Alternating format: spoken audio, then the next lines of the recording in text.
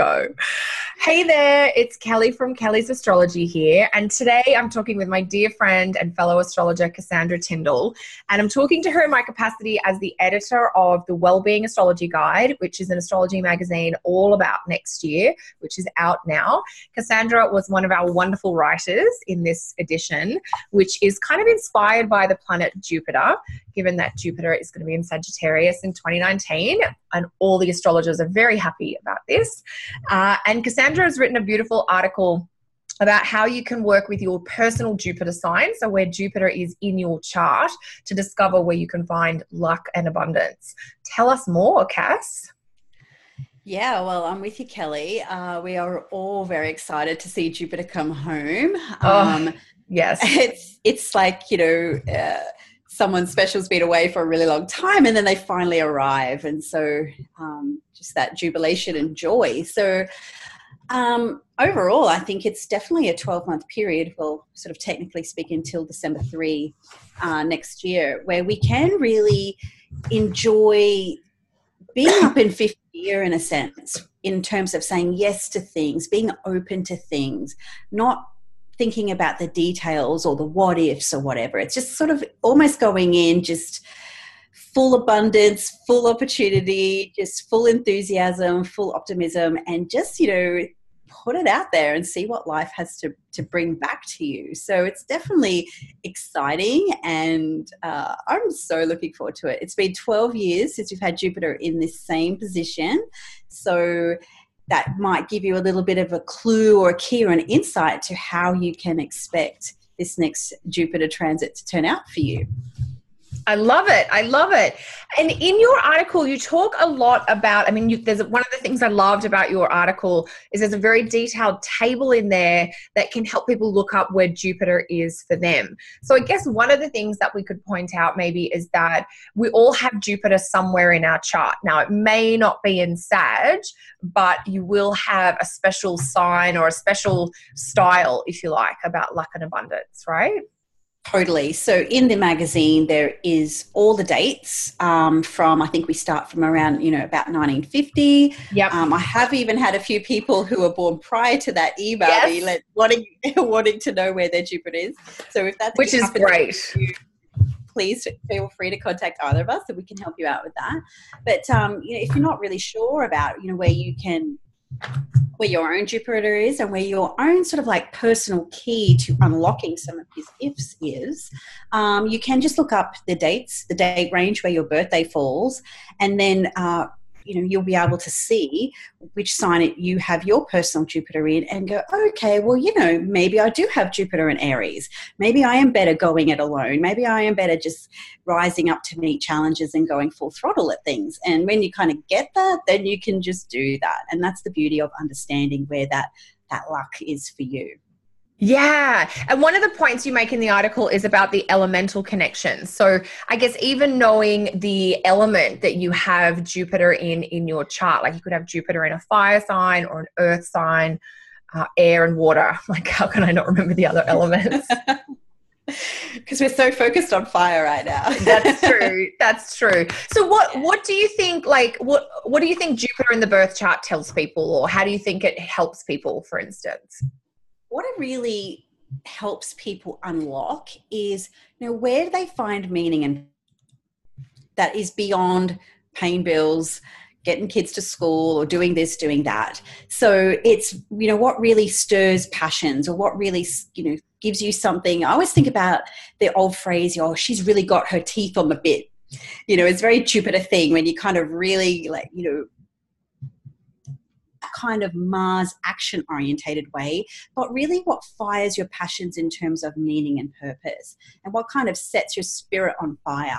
So when you kind of can lock in or tap into that Jupiter energy, everything just at that time. Beautiful.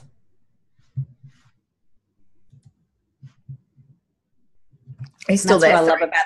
Yeah, we just got a little internet I think there was a little internet glitch. Yeah.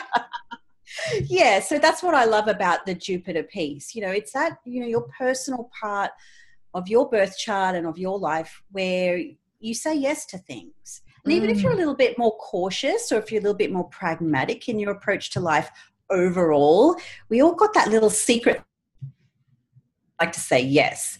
And so when we can understand what that is, then, you know, if you are that pragmatic person or that cautious person, but there's that piece or that side of you that's kind of the opposite to that, then maybe that can help you sort of integrate those little bit of, you know, those little pieces of you and fully get that acceptance about, okay, well, to adventure, for example, or I really love to say yes to making more money or having more fun or whatever it is for you. And this is what the magazine can help you tap into, really work out what that is. Yeah, that's really key, because you do provide a really nice description. You know, if you have Jupiter in Aries, here is where kind of luck, abundance, or as you said, I love what you said, like even if you're more of a pragmatic person, you've got that kind of little secret stash, if you like, of where you maybe find your happiness or things that you do that really fulfill you. So yeah, in the article you go into that for each sign. Yeah. So that's, you know, gives you like your own little Jupiter horoscope in a way. Yeah, which is so important, because I think people always focus on like, oh, where's Saturn? Where am I going to be my tests and challenges? And we forget that actually there's some really great gifts, or, you know, where can you find your energy or your enthusiasm? Yeah, it's your own sort of like personal area of expansion where you're really willing to push your limits and grow. You know, some people kind of find luck in different ways. Some people find luck in the sense that they might be able to you know, just sort of batten down the hatches and scrimp and save and just, you know, go step by step. That might be how they create their luck or their abundance, through, you know, maybe that a little bit more of an inclusive or closing down type of energy. Yeah. Whereas some people can just wing it and just seem to be at the right place at the right time, just through saying yes and building that momentum. And then that person who is a little bit more, you know, ticks the ticks the boxes in life and, you know, makes everything about, tries to do something different, and maybe that's not luck to them, maybe that's not luck for them. That person who's experience driven or loves to say yes tries to maybe incorporate or caution, and it just doesn't work for them. And that's what I think Jupiter, because it's such a big planet, you've got to take notice of how it works for you if you really do want to have, you know, that concept of manifesting or attracting, you know, really work in your favor. Yeah, that's beautiful. We talk about manifesting and abundance and all sorts of stuff, you know, in a general way, but what that general way is may not be your way. So if you can really tap into your way and then work with that, it's about aligning what you've got with what's available and making that work for you. And that's the piece I really love exploring with people's individual Jupiter placements. Yeah, and that's a really key, is to figure out not just like, oh, what general abundance and manifestation is about, but rather to know what it is for you personally. And I mean, we do that in astrology when we look at birth charts, but the Jupiter piece, I agree with you. And one of the reasons we wanted to include this article in the magazine was that I think Jupiter sometimes does get overlooked, and it really does provide, kind of points you to your joy. And as you said, your joy could be saving money or being frugal or just cooking for your loved ones, for instance. It doesn't have to be trekking in the Himalayas. The key is to kind of know yourself, and then just to do more of your personal experiences that lead to that joyful feeling. Yeah. And also too, I think once you know what that is and you know, okay, this is what works for me, then you can like double down or triple down on that strength. And that's how you grow your own personal idea of abundance or growth or expansion, you know, those Jupiter type keywords. Yeah, which is so good, because and I think this is one of the ways that your article is going to be really helpful to people, is that it will give you a fresh perspective on helping clarify those joyful or abundant areas for you. And then that will help readers or help people kind of double down, or as you said, triple down, because it is Jupiter. So double is maybe not enough sometimes. Totally. And, you know, when you work out what that is, so you work out what that sign is and what, you know, some of the meaning, there's your red hot invitation to say yes to those things. So as you said, if it's cooking for people, nurturing people, maybe it's like saving money, you know, you're just triple down on your internal Scrooge McDuck, if that's how it works for you. For Yeah. others, it's more like spend money to make money, or, that sort of just getting that movement and momentum. So, I think collectively there's been this massive, it's almost like drawing back the bow. But this year it's about just letting that bow go, or the arrow go rather, and just see just how far you can go. And that's that sort of Jupiter coming home can really help us just really like go for it. Yeah. Go for it your own way as well. So there's a collective go for it, but how do you go for it? And that's where that article can really help you. Yeah, that's beautiful. And yeah, because this is such an abundant 12 months that we've got coming up. So for some of us, it's not necessarily going to be the gift of financial abundance, but it might be the abundance of wisdom or knowledge, which to some people, that's actually priceless in and of itself.